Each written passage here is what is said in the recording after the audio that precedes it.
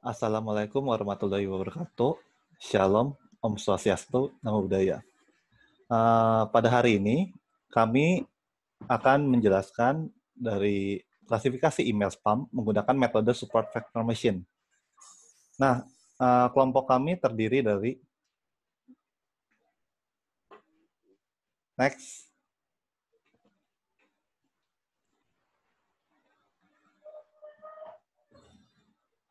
Satria.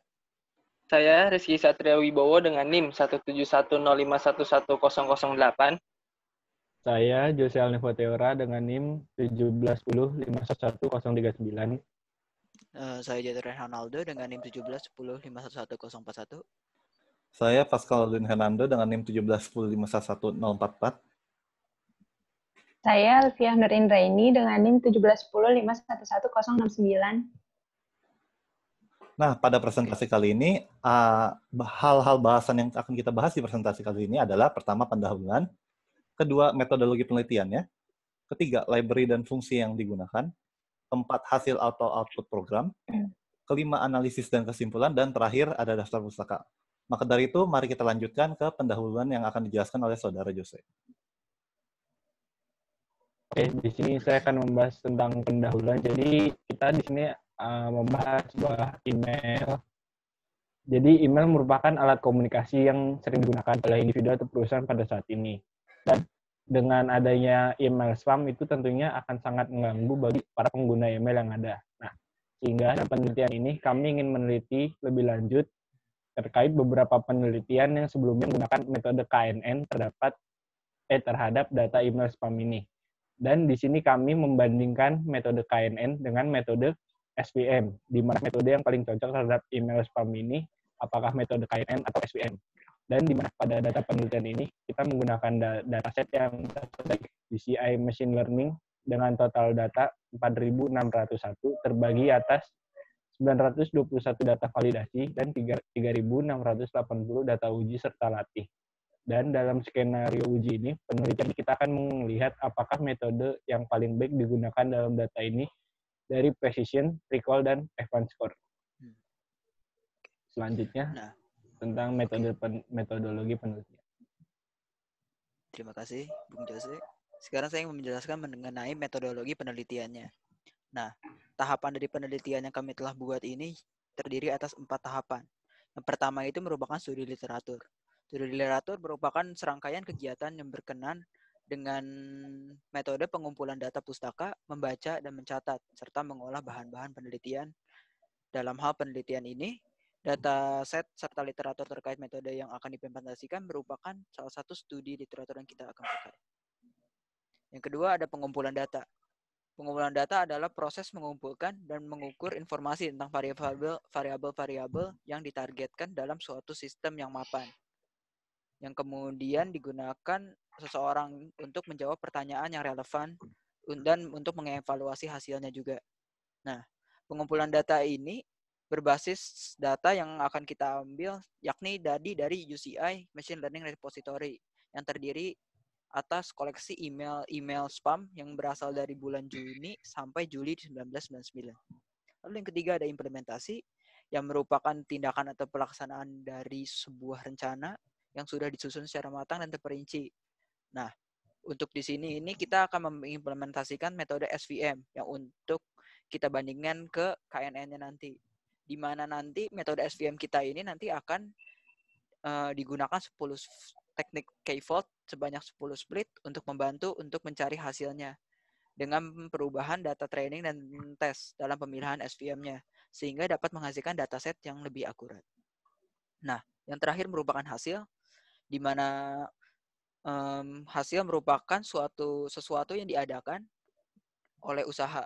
Di sini hasil yang didapatkan adalah pembanding antara hasil sebelumnya dengan metode berbeda dengan metode sekarang.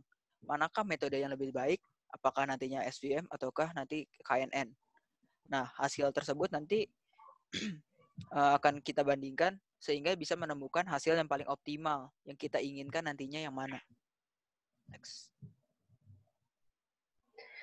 Di sini ada library yang kita pakai, yaitu yang pertama itu ada import pandas, itu untuk membaca suatu dataset dari file dengan berbagai macam format seperti CSV, sama teks dan lainnya. Ada import NumPy itu untuk operasi vektor dan matriks dalam keperluan analisis data. Yang ketiga itu ada pemodelan menggunakan SVM itu libnya from sklearn, SVM, import SVC. Terus ada sklearn, preprocessing, import min-max, sklearn untuk scaling atau melakukan normalisasi data menggunakan min-max. Terus ini ada pembagian data dengan menggunakan 10 cross validation itu menggunakan lib stratified scaffold. Terus from sklearn, dashboard, import classification report sama confusion matrix itu ada untuk evaluasi dan hasil menggunakan confusion matrix. Ini flowchart-nya. Yang pertama itu kita baca data, lalu diproses, dibagi dua datanya itu dengan data latih dan data uji. Nah, dalam preprocessing itu dilakukannya normalisasi min-max. Terus data latih ini dimodelin dengan algoritma SVM, lalu diuji dengan data uji, habis itu diprediksi dengan klasifikasi, lalu menghasilkan evaluasi dan hasil analisis selesai.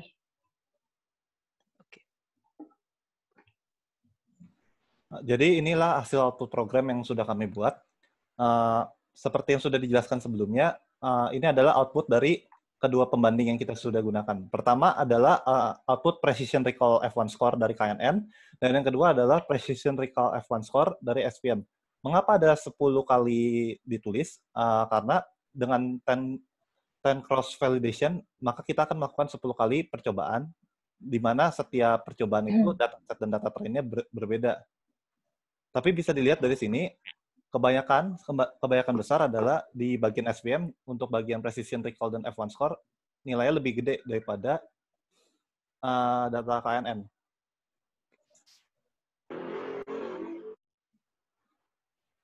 Nah, selanjutnya yaitu analisis dan kesimpulan.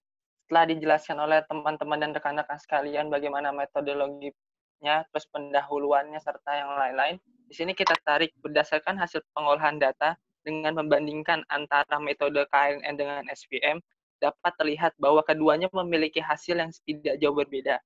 Namun, hasil perhitungan dengan menggunakan metode SVM cenderung lebih besar. Dengan melakukan perhitungan sebanyak 10 kali, maka didapatkan hasil perhitungan bahwa di beberapa poin SVM lebih besar daripada poin di KNN, seperti data yang ditampilkan di atas sebelumnya. Nah, kesimpulan yang berhasil ditarik adalah diperoleh dalam model ini adalah kecenderungan data lebih baik menggunakan metode SVM daripada menggunakan KNN, di mana dihasilkan precision, recall, serta F1 score maksimal pada macro average dan wedge average dengan angka 0,91 hingga 0,94. Nah, di sini ada sedikit daftar pustaka, kajian-kajian atau literatur-literatur dari kelompok kami yang kami ambil untuk pemenuhan dari paper atau tugas besar ini.